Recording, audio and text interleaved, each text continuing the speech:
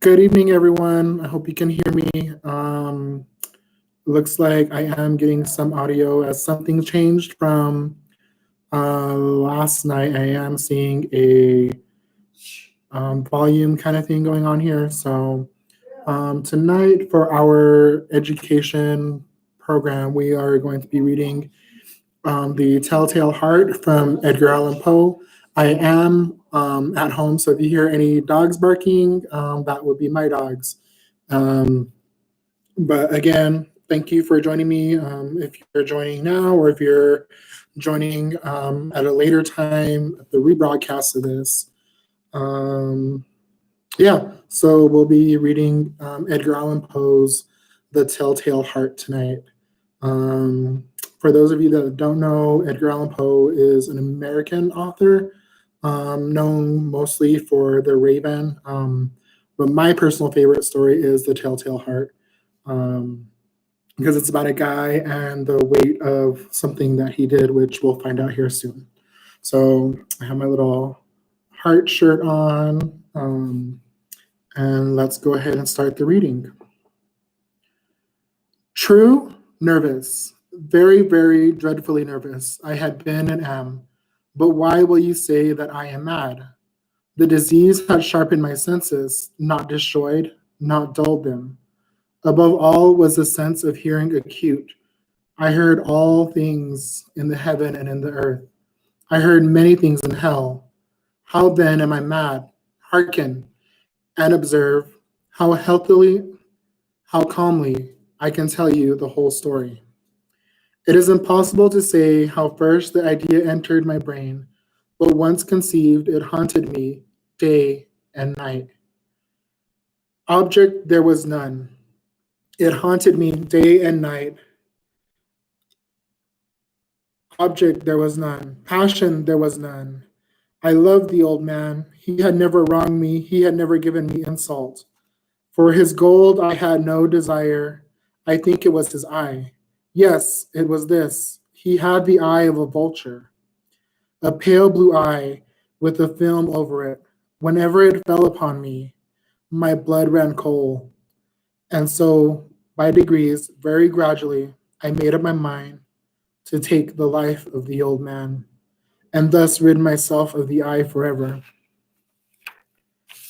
Now this is the point. You fancy me mad. Madmen know nothing. But you should have seen me. You should have seen how wisely I proceeded, with what caution, with what foresight, with what dissimulation I went to work. I was never kinder to the old man than during the whole week before I killed him. And every night about midnight, I turned the latch of his door and opened it. Oh, so gently. And then, when I had made an opening sufficient for my head, I put in a dark lantern, all closed that no light shone out. And then I thrust in my head. Oh, you would have laughed to see how cunningly I thrust it in. I moved it slowly, very, very slowly, so that I might not disturb the old man's sleep. It took me an hour to place my whole head within the opening, so far that I could see him as he lay upon his bed. Ha! Would a madman have been so wise as this? And then, when my head was well in the room, I undid the lantern cautiously. Oh, so cautiously, for the hinges creaked. I undid it just so much that a single thin ray fell upon the vulture eye, and this I did for 7 long nights. Every night, just at midnight, but I found the eye always closed, and so it was impossible to do the work, for it was not the old man who vexed me, but his evil eye.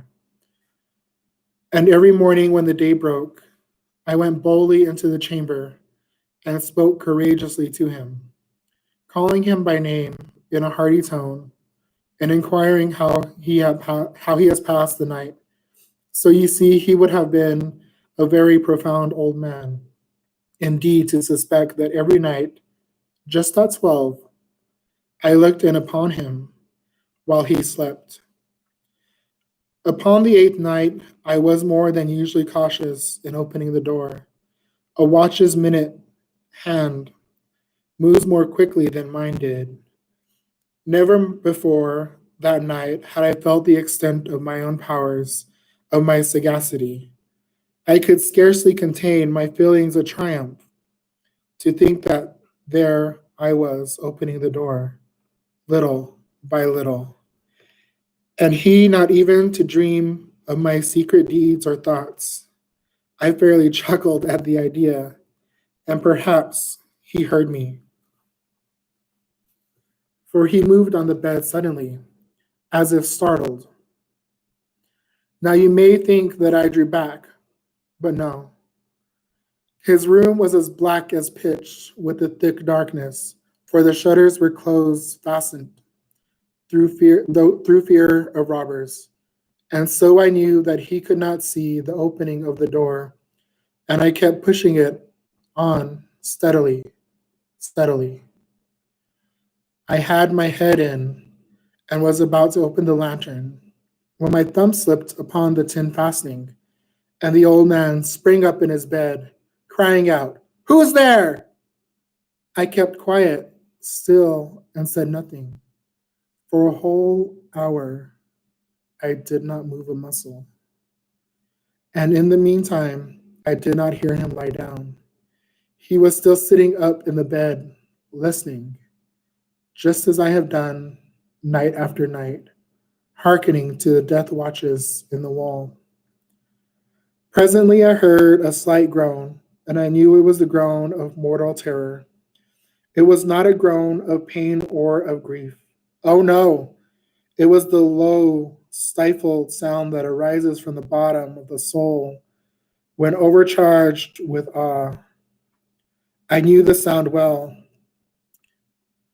Many a night, just at midnight, when all the world slept, it was welled up from my own bosom, deepening with its dreadful echo.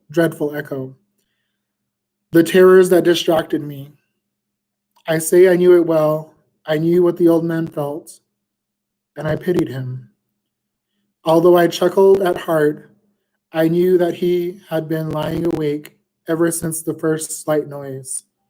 When he had turned in the bed, his fears had been ever since growing upon him. He had been trying to fancy them causeless, but could not. He had been saying to himself, "It is nothing but the wind in the chimney. It is only a mouse crossing the floor." Or, "It is merely a cricket which has made a single chirp." Yes, he had been trying to comfort himself with these suppositions. But he had found all in vain because death, in approaching him, had stalked with his black shadow before him and enveloped him, the victim. And it was the mournful influence of the unperceived shadow that caused him to feel, although he neither saw nor heard, to feel the presence of my head within the room. When I waited a long time, very patiently without hearing him lie down, I resolved to open a very, very little crevice in the lantern. So I opened it. You cannot imagine how stealthily, until at length a simple dim ray, like the thread of the spider, shot from out the crevice and fell upon the vulture eye. It was open, wide, wide open, and I grew furious as I gazed upon it. I saw it with perfect distinctness, all a dull blue, with a hideous veil over it that chilled the very marrow in my bones. But I could see nothing else of the old man's face or person, for I had directed the ray as if by instinct, precisely upon the damned spot. And have I not told you that what you mistake for madness is but over acuteness of the sense? Now I say, there came to my ears a low, dull, quick sound, such as a watch makes that enveloped in cotton. I knew that sound well too. It was the beating of the old man's heart. It increased my fury as the beating of a drum stimulates the soldier into courage. But even yet I refrained and kept still. I scarcely breathed. I held the lantern motionless. I tried how steadily I could maintain the ray upon the eve. Meantime, the hellish tattoo of the heart increased. It grew quicker and louder every instant. The old man's terror must have been extreme. It grew louder, I say louder, every moment. Do you mark me well? I have told you that I am nervous. So I am. And now the dead hour of the night, amid the dreadful silence of that old house, so strange a noise as this excited me to uncontrollable terror. Yet for some minutes longer I refrained and stood still. But the beating grew louder. I thought the heart must burst. And now a new anxiety seized me. The sound would be heard by a neighbor. The man's hour had come. With a loud yell, I threw open the lantern and leaped into the room. He shrieked once only. In an instant, I dragged him to the floor and pulled the heavy bed over him. I then smiled gaily to find the deed so far done. But for many minutes, the heart beat on with a muffled sound. This, however, did not vex me. It would not be heard through the wall. At length it ceased. The old man was dead. I removed the bed and examined the corpse. Yes, he was stone dead. I placed my hand upon the heart and held it there many minutes. There was no pulsation. He was stone dead. His eye would trouble me no more.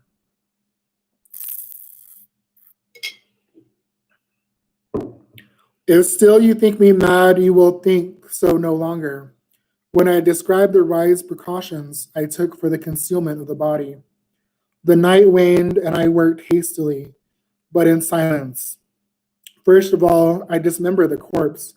I cut off the head and the arms and the legs. I then took up 3 planks from the floor of the chamber and deposited all between the scantlings. I then replaced the boards so cleverly, so cunningly, that no human eye, not even his, could have detected anything wrong. There was nothing to wash out, no stain of any kind, no blood spot whatever. I had been too wary for that.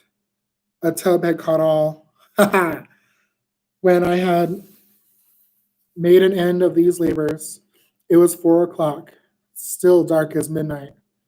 As the bell sounded the hour, there came a knocking at the street door. I went down to open it with a light heart, for what had I now to fear? There entered 3 men who introduced themselves with perfect suavity as officers of the police. A shriek had been heard by a neighbor. During the night, suspicion of foul play had been aroused.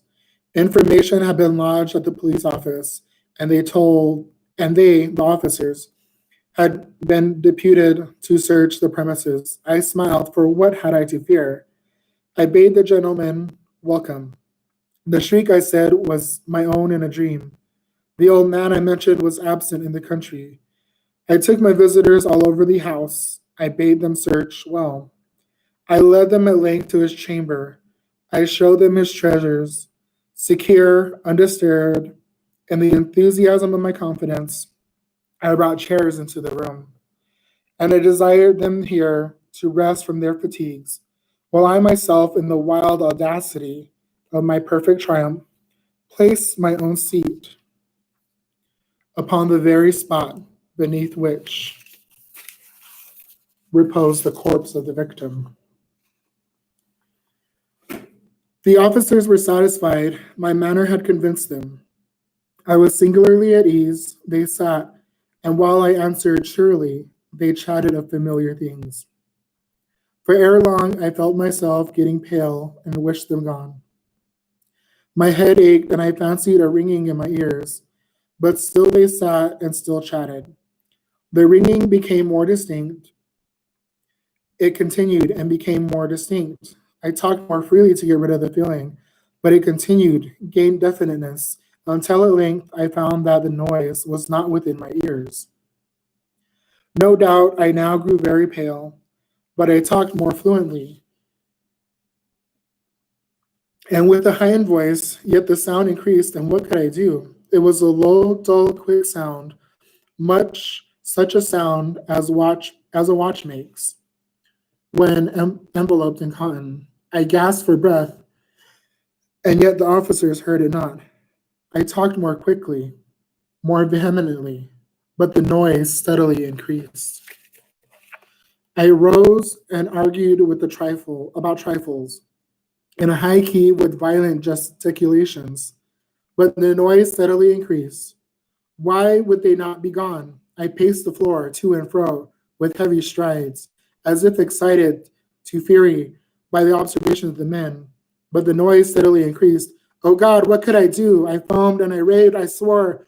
I swung the chair upon which I had been sitting and grated it upon the boards, but the noise arose over and all and continuously increased. It grew louder, louder, louder, and still the men chatted pleasantly, and smiled. Was it possible they heard not?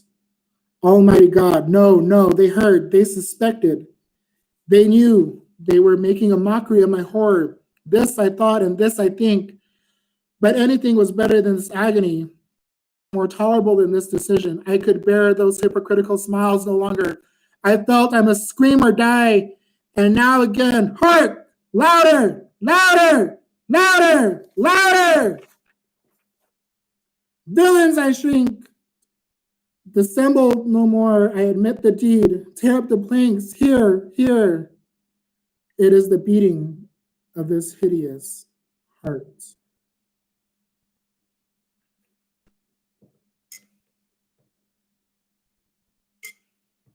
So that's the story of The Telltale Heart by Edgar Allan Poe. Just a Cliff Notes version.